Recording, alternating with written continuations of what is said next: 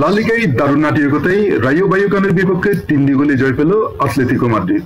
এই জয়ে নায়ক Julian Alvarez hat trick করে দলকে হাত থেকে রক্ষা করেন এই আর্জেন্টাইন। ম্যাচ শেষে আতলেতিকো কোচ ডিয়েগো সিমিওনো আলভারেজকে প্রশংসায় ভাসিয়ে বলেন, ওই আমাদের সেরা খেলোয়াড়। মেট্রোপলিটানো স্টেডিয়ামে প্রথমার্ধে গোল করে দলকে এগিয়ে দেন আলভারেজ, তবে বিরতির আগে রায়ুর পেপ ছাবেরিয়ার দুর্দান্ত শটে সমতা করেন। দ্বিতীয়ার্ধে আলভারো গার্সিয়ার গোলে পিছিয়ে পড়ে আতলেতিকো, কিন্তু হাল ছাড়েনি আলভারেজ। আরো 2টি গোল করে আতলেতিকোকে উপহার দেন মৌসুমের দ্বিতীয় জয়। ম্যাচ শেষে সিমিওনো বলেন, আলভারেজ দারুণ খেলছে, আমাদের দায়িত্ব ওকে আরো ভালো করতে সাহায্য করা।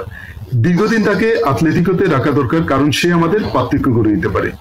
মৌসুমে এতদিন মাত্র 1টি গোল করেছিলেন আলভারেজ।